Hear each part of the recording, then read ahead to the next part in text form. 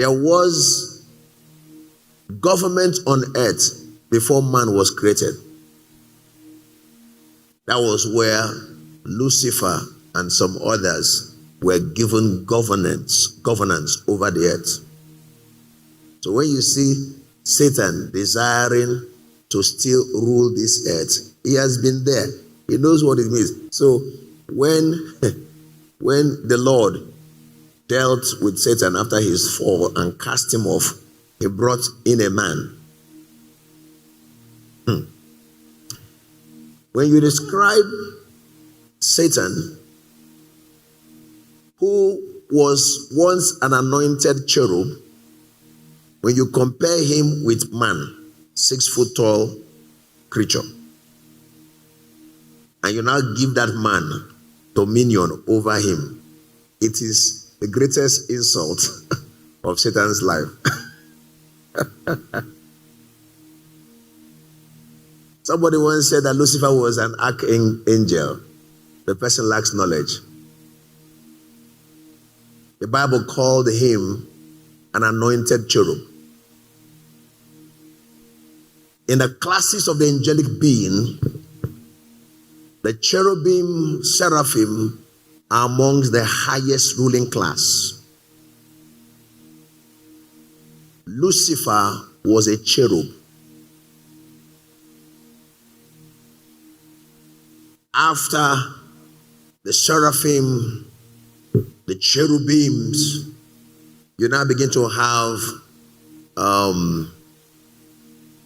the archangels and angels. But there are categories too. There are the ones they call the watchers. The archangels and then the angel, they are the other side of. Michael is an archangel. They are given governance over nations. The ruler in charge of Israel is Michael. So if you're a believer here in Nigeria, you're commanding Michael to come. He ain't coming.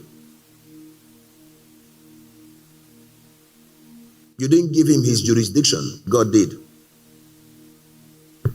The nation of Nigeria has his own. And our righteousness and our prayers fortify these angels to do their work. Increase of sin and prayerlessness enthrones the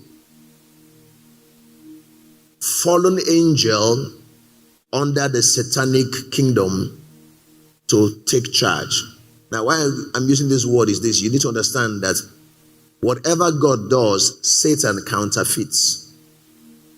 So if God assigns a guardian angel to you, which he does, that's what he does for everyone, you should also know that the enemy, the devil, also assigned a demon to monitor you.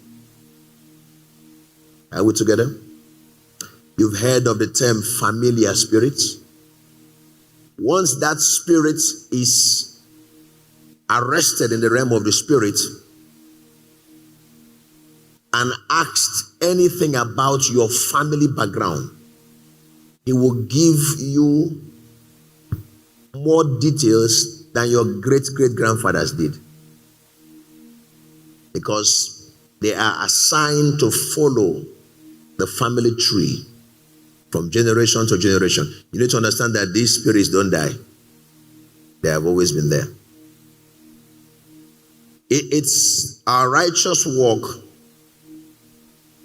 through the propagation of the gospel. People receive the gospel and they begin to walk in righteousness, and then they consecrate themselves in prayers that fortify the angel, the archangel assigned to us, to our nations. Evil, prayerlessness, they are what fortify those fallen angels assigned to nations to prevail. Remember when Daniel was praying and fasting, Gabriel came and said that on his way he was arrested and detained for 21 days, right? Now, it's because of the evil in the land. That's why those guys had prominence to arrest this guy. So he had to call for help, support, and Michael came to his rescue. Why did Michael come? Because it was an issue to do with Israel. So there was a time when they were fighting over the body of, not fighting actually, God buried the body of Moses. When we say God buried, though, you should know that God does things by his angels. So it was Michael, because Moses was an Israelite, that actually came for the body. So Satan stopped him. Satan was a cherub, Michael an archangel. Now, Lucifer, the anointed cherub, had now fallen. But in the army of God, they still recognize even retired generals. When a general meets a retired general, he salutes. Because he was there before him. So there is a kind of... So the Bible now says, I think it was in the book of Jude, that Michael did not levy out, railing accusations against Satan. Rather, he rebuked him in the name of the Lord. He appealed to a higher authority because his own could not handle the guy. Am I communicating? Today you see us say, I rebuke you, Satan, out. And he's coming out. Because our ranking is higher.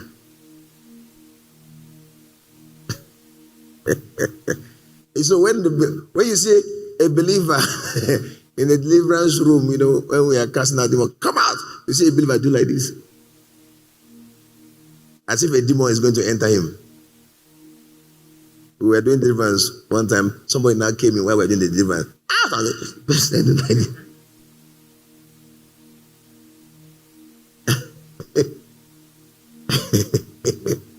So I laughed. You don't dodge demons, you cast them out. Amen. You cast them out. Yet Michael the archangel, when contending with the devil, he disputed about the body of Moses, does not bring against him a railing accusation, but said the Lord would rebuke him. So he appealed to a higher authority. Okay. I'm doing an intro of this thing, so you can follow me on this journey.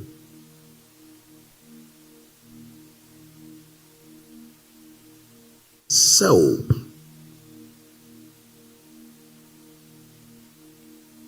God now came in Genesis chapter 1, verse 2, to begin to recreate the earth because of the desolation that took place when Lucifer fell.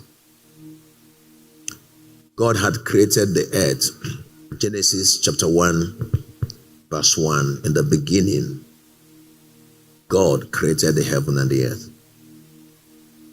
And he put structures in the earth and obviously in the heavens. Allowed some heavenly beings that he created to dwell in the heavens and be operating there. And brought, Lucifer and some others to operate here on the earth. There are scriptures to show that. But we won't have that time to go through it. So when Satan messed up,